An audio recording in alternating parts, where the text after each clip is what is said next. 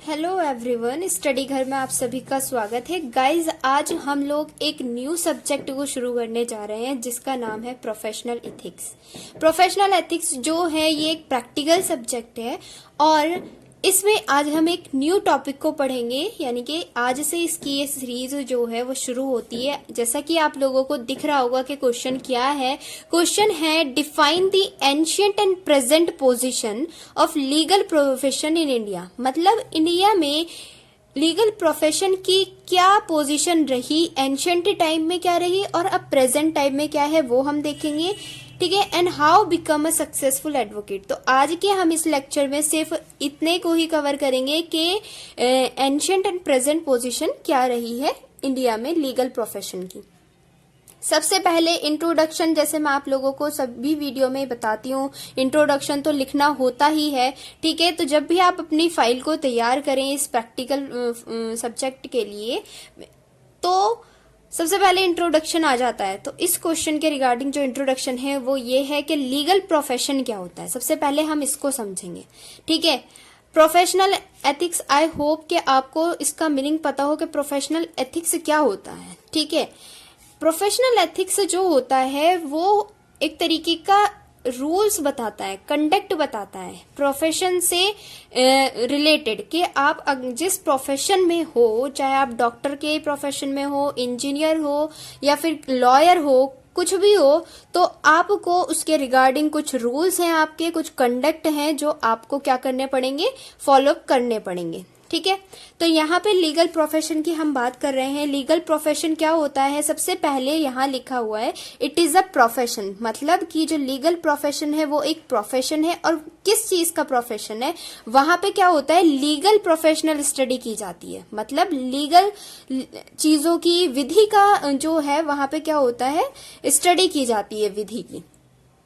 और इस प्रोफेशन में क्या होता है, लॉज को डेवलप किया जाता है और अप्लाई किया जाता है, डेवलप एंड अप्लाई लॉ, ठीक है। और उसके साथ साथ सबसे पहले यहाँ बताया गया कि आपको इस प्रोफेशन में आने के लिए सबसे पहले क्या करना पड़ेगा, choosing a career in law first to obtain a degree. आपको एक डिग्री लेनी पड़ेगी, मतलब कि आपको LLB करना पड़ेगा 5 इयर्स या फिर 3 ईयर वाला, ठीक है। वहां से डिग्री लो और फिर उसके बाद कुछ अदर फॉर्म होते हैं ऑफ लीगल एजुकेशन के। मतलब जैसे कि आपको अगर LLM करना है, आप उसके आगे भी पढ़ सकते हैं, ठीक है, लीगल प्रोफेशन में एंटर करने के लिए। एंड उसके साथ साथ आपको all India bar council and state bar council में एनरोल्ड होना पड़ता है। तो ये चीज उसी के बारे में बताती है, ठीक है। नेक्स्ट पॉइंट हमारे यहाँ है प्रैक्टिसिंग लॉ मीन्स। मतलब प्रैक्टिसिंग लॉ क्या होता है, उसका मतलब क्या है, उसका मतलब होता है कि एडवाइजिंग करना या फिर रिप्रेजेंटिंग करना। किसको रिप्रेजेंट करना, अपने क्लाइंट्स को, किस तरीके से, एज अ प्राइवेट प्रैक्टिशनर या फिर in a law firm. As a private practitioner भी आप उसको क्या कर सकते हो, रिप्रेजेंट कर सकते हो, या फिर अपने क्लाइंट को आप एडवाइस दे सकते हो, ठीक है। या फिर आपके अगर कोई लॉ फर्म है, आप किसी लॉ फर्म में वर्क करते हो, तो एज अ लॉ फर्म में आप वहां पे भी क्लाइंट के लिए क्या कर सकते हो, उसको रिप्रेजेंट कर सकते हो इन द कोर्ट, ठीक। In the most countries law graduates जो होते हैं need to undergo some sort of apprenticeship. Apprenticeship की जरूरत होती है, ठीक है। कुछ कंट्रीज में ऐसा होता है, ठीक। और उसके बाद क्या होता है, membership in a professional organisation. Membership लेनी पड़ती है, ठीक है, प्रोफेशनल ऑर्गेनाइजेशन से। और उसके साथ साथ आपको फिर बाद में लाइसेंस मिल जाता है कि आप जो हो किसी भी कोर्ट में जो है प्रैक्टिस कर सकते हो। तो सबसे पहले आपको क्या करना पड़ेगा, लॉ ग्रेजुएट होना पड़ेगा। देन उसके बाद आपको मेंबरशिप लेनी पड़ेगी प्रोफेशनल ऑर्गेनाइजेशन से। उस प्रोफेशन से का जो ऑर्गेनाइजेशन है, जैसे कि for example all India bar council है, तो वो ऑर्गेनाइजेशन है, वहां से आपको मेंबरशिप लेनी पड़ेगी एडवोकेट की। देन उसके बाद आपको लाइसेंस मिल जाएगा प्रैक्टिस करने के लिए, ठीक। नेक्स्ट पॉइंट हमारा यहाँ पे है कि जो नेम है, the name of this profession is lawyer, ठीक है। यहाँ पे क्या बोला जाएगा, जो इस प्रोफेशन में होगा, लॉयर बोला जाएगा। और attorney in most of the English speaking world. और कुछ इंग्लिश स्पीकिंग वर्ल्ड में क्या बोला जाता है, अटॉर्नी किया जाता है। एंड सम अदर कंट्रीज में एडवोकेट के नाम से भी इसको जाना जाता है, ठीक है। नेक्स्ट हम देखते हैं तो अब हम लोग लीगल प्रोफेशन की पोजीशन को समझेंगे। इस चीज को हमने 3 पार्ट्स में डिवाइड कर लेना है। सबसे पहले हमने करा बिफोर ब्रिटिश पीरियड क्या था, during British period and after British period. In time period में लीगल प्रोफेशन किस तरीके से डेवलप हुआ, क्या क्या चीजें होती थी, उस चीज को हम यहाँ पे कवर करेंगे। ठीक है, जैसे कि यहाँ लिखा है legal profession before British period. सबसे पहले हम ये देखेंगे कि ब्रिटिश पीरियड से पहले लीगल प्रोफेशन किस तरीके से एस्टैब्लिश था हमारे कंट्री में, यानी कि इंडिया में। तो ब्रिटिश पीरियड से पहले 2 पीरियड्स हमारे आते हैं, एंशिएंट इंडिया आता है एंड मेडिवल इंडिया आता है। ठीक है, एंशिएंट इंडिया में क्या था, एंशिएंट इंडिया में था कि धर्म was the base of justice. ठीक है, धर्म क्या होता था, बेस था जस्टिस का। किसी भी पर्सन को जस्टिस प्रोवाइड कराने के लिए धर्म का यूज होता था। एंड किंग वाज द जज, किंग क्या था, जज था, किंग जज होता था। न्याय शास्त्र वॉज पार्ट ऑफ एजुकेशन, न्याय शास्त्र जो थी वो क्या थी, वो पार्ट ऑफ एजुकेशन थी। न्याय शास्त्र की एजुकेशन प्रोवाइड कराई जाती थी वहां पे। ठीक, एंड पार्टीज क्या करती थी, वह directly presenting the case, directly present करती थी केस को। Other people who dealt with न्याय was the local leaders deputed by kings. ठीक है, जो इस के साथ न्याय के साथ डील्ड होते थे, अदर पर्सन जो थे वो क्या होते थे, वो लोकल लीडर्स होते थे जो कि किंग के द्वारा डिप्यूटेड किए जाते थे। ठीक, वहां पे कोई उस समय एंशिएंट इंडिया में कोई सेपरेट लीगल पर्सनालिटीज नहीं होती थी, किंग ही जज होता था। किंग एक तरीके से समझ लीजिए जिसका राज है वही जो है न्याय दे रहा है। ठीक, यानी कि किंग के अगेंस्ट कोई मैटर जा ही नहीं सकता था। एंड विक्रमादित्य एंड धर्मराज उस टाइम पे था। नाउ मेडिवल इंडिया में आते हैं। मेडिवल इंडिया में क्या है, मुगल्स। मेडिवल इंडिया में मुगल्स को हम पढ़ते हैं। इंडिया में किसका राज था, मुगल्स का था। एंड दे वर इंट्रोड्यूस वकील कंसेप्ट टू इंडिया, उन्होंने इंडिया को एक कंसेप्ट इंट्रोड्यूस कराया जिसका नाम था वकील। ठीक है, वकील कंसेप्ट इंट्रोड्यूस कराया and introduced the legal system by establishing courts in 2 levels. और उन्होंने लीगल सिस्टम को इंट्रोड्यूस किया, किनके द्वारा करा, कोर्ट्स को एस्टैब्लिश करके। 2 लेवल के उन्होंने कोर्ट्स एस्टैब्लिश की, एक करी जिला कोर्ट्स एंड सेकंड करी सदर दीवान अदालत। ठीक, ये जो कोर्ट्स थी ये सर्व्ड करती थी ऑन पेमेंट बेसिस। ठीक है, जो पेमेंट बेसिस केसेस थे, ठीक है, उनको ये सर्व्ड करती थी ये वाली courts. Later they adopted government act advocate to serve poor people, और बाद में जो है गवर्नमेंट एडवोकेट हो गया जो कि क्या करता था, पुअर पीपल के लिए सर्व किया जाता था। ठीक है, तो ये हमारा जो legal profession before British period है, मींस एंशिएंट इंडिया का जो है ये सारी चीजें हमारी आ जाती हैं। ठीक है, एंशिएंट इंडिया भी एंड मेडिवल इंडिया भी। नेक्स्ट पॉइंट हम देखेंगे ड्यूरिंग ब्रिटिश पीरियड किस तरीके से हमारा लीगल प्रोफेशन रहा। ओके, ड्यूरिंग ब्रिटिश पीरियड में जो लीगल प्रोफेशन रहा उसको हम कुछ पार्ट्स में पढ़ेंगे यहाँ पे। जैसे कि फर्स्ट पार्ट हमारा आपको दिख रहा होगा, legal profession under mayor's court and supreme court of judicature. ठीक है, मतलब मेयर्स कोर्ट की जब स्थापना हुई और सुप्रीम कोर्ट ऑफ जुडिकेचर की जब स्थापना हुई तब लीगल प्रोफेशन उस टाइम पे किस तरीके का था।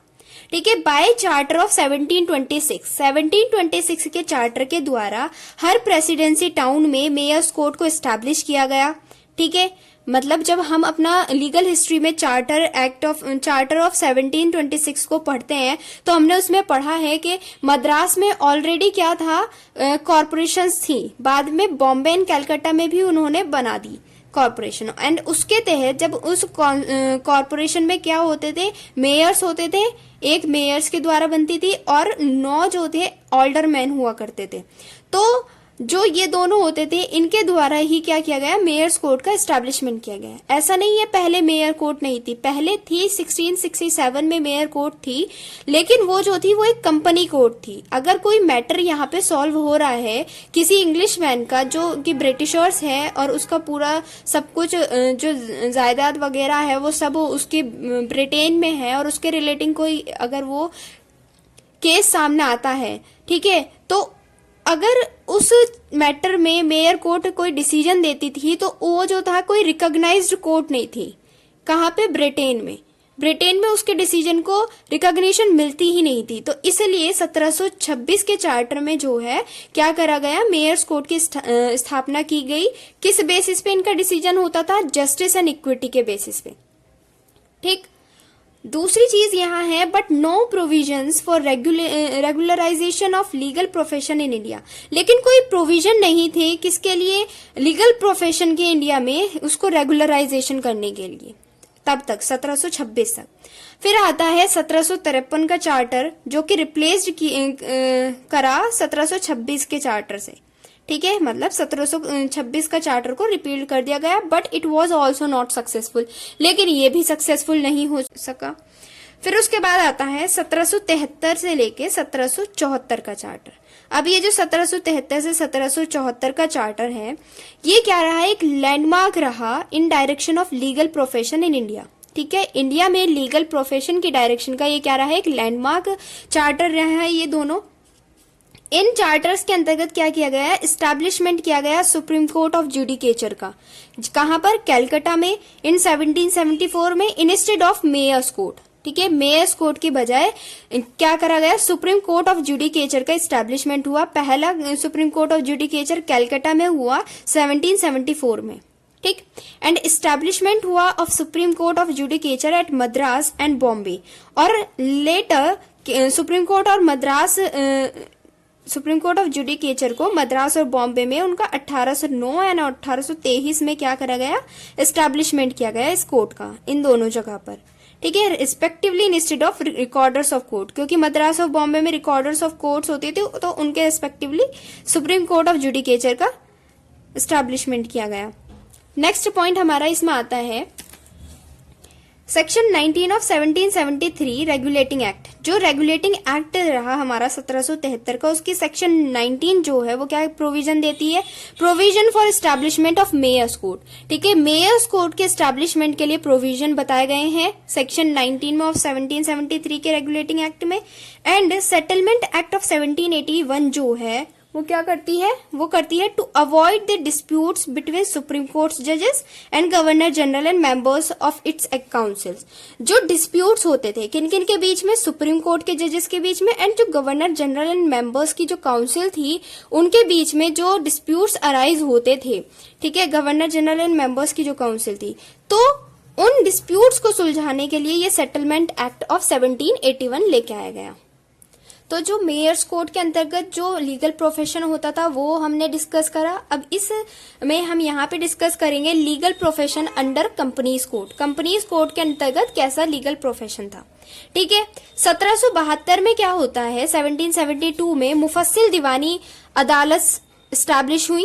कहाँ पे? बंगाल, बिहार एंड उड़ीसा में। ठीक है, तीनों जगह बंगाल, बिहार एंड उड़ीसा में दीवानी अदालत जो सिविल मैटर्स हुआ करते थे, ठीक है, तो उनके रिगार्डिंग जो है मुफस्सिल दीवानी अदालत का एस्टैब्लिशमेंट हुआ।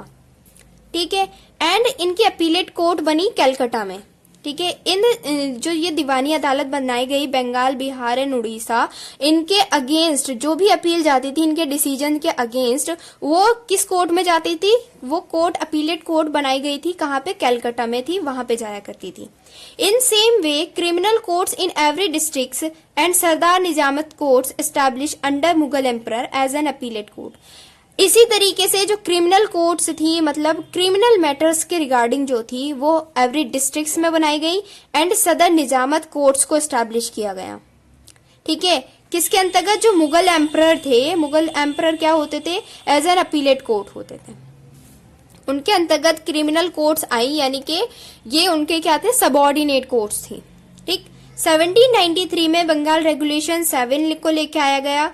ये भी बहुत इंपॉर्टेंट है बंगाल रेगुलेशन 7। इसमें क्या था आपका?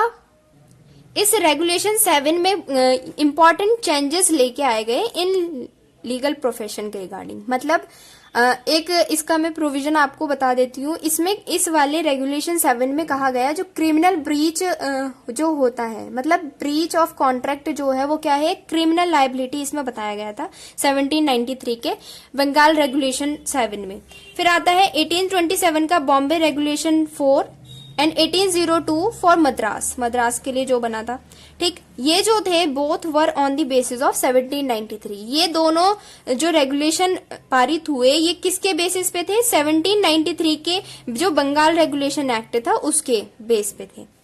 1883 में क्या होता है? बंगाल रेगुलेशन आता है, ठीक है, जो कि क्या है? रेलिवेंट करता है, relevant provisions for selection of lawyers and there fees. ठीक है, मतलब कि ये इसमें क्या प्रोविजन थे? लॉयर्स का सिलेक्शन कैसा होगा एंड उनकी फीस के रिगार्डिंग इसमें क्या था? प्रोविजन था बंगाल रेगुलेशन 1833 में। फिर आता है लीगल प्रैक्टिशनर एक्ट 1846। इसको हम डिटेल में आगे पढ़ेंगे, इसलिए यहाँ पे मैंने कुछ नहीं लिखा है।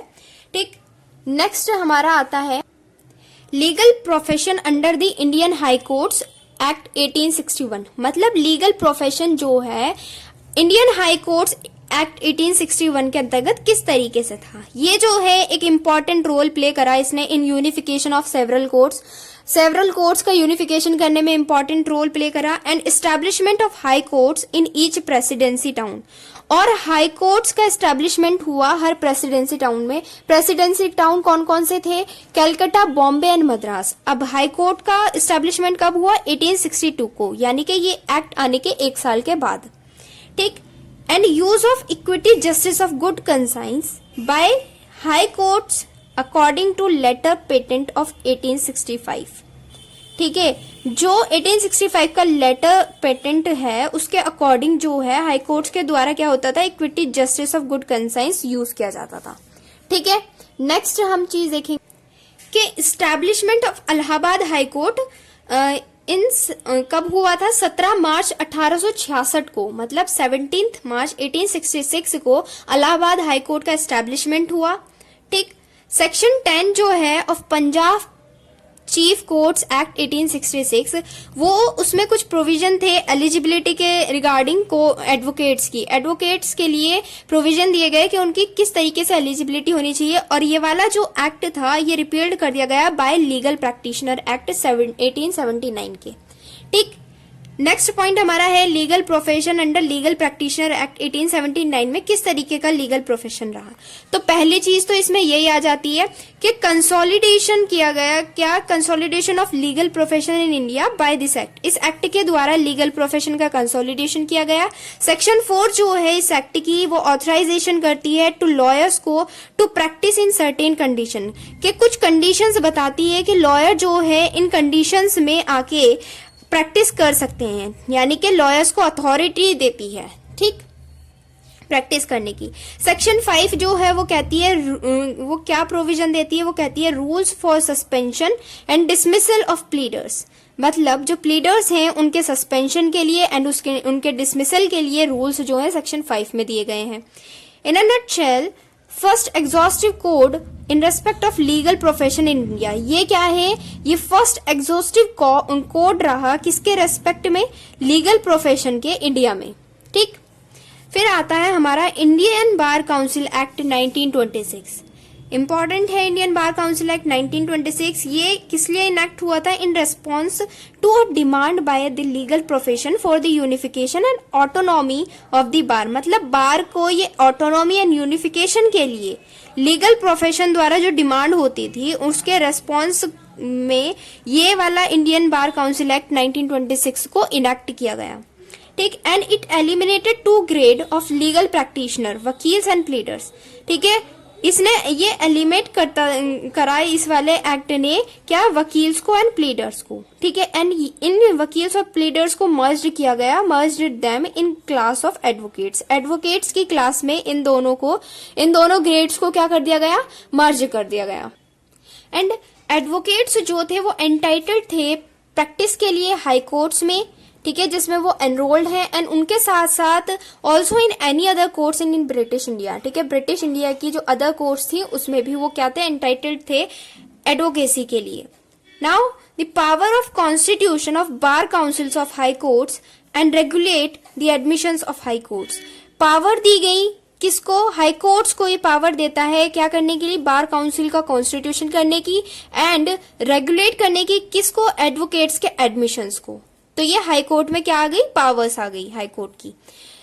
अब हमारा जो लास्ट बचता है वो है legal profession after independence. Independence के बाद 1947 के बाद हमारा लीगल प्रोफेशन कैसा रहा इंडिया में, तो इसको हमने 3 चीजों में डिवाइड करा है। पहले आ जाता है हमारा ऑल इंडिया बार कमेटी 1951, इसका establishment, Indian Advocate Act 1961 and Contempt of Court Act 1971। All India Bar Committee establish हुई इन 1951 में, ठीक है, and recommendations of All India bar Council in 1953। जो ऑल इंडिया बार काउंसिल की रिकमेंडेशन थी वो क्या किसमें थी, 1953 में, for the establishment of All India bar Council. मतलब ऑल इंडिया बार काउंसिल के लिए जो रिकमेंडेशन आई, ठीक है, कि इसको भी एस्टैब्लिश किया जाए 1953 में आई, and a common roll of advocates, ठीक है, कॉमन रोल होना चाहिए एडवोकेट्स का, and right to practice in any court of any part of the country. और उनके लिए जो राइट होना चाहिए किस तरीके का, कि वो जो है कंट्री के किसी भी पार्ट में क्या कर सकते हैं, किसी भी कोर्ट में प्रैक्टिस कर सकते हैं, इस राइट्स को बताया गया। इंटीग्रेशन किया गया बार का, and prescription for uniform qualification, uniform qualification को प्रेस्क्रिप्शन किया गया, and division of advocates, advocates का डिवीजन किया गया। Creation of autonomous bar council, bar council का क्या किया गया, क्रिएशन हुआ और इसको 2 पार्ट्स में डिवाइड किया गया, 1 for whole of India, whole of India जो थी वो थी all India bar council, and the other one for the state. Other one किसके लिए थी, other one for the state.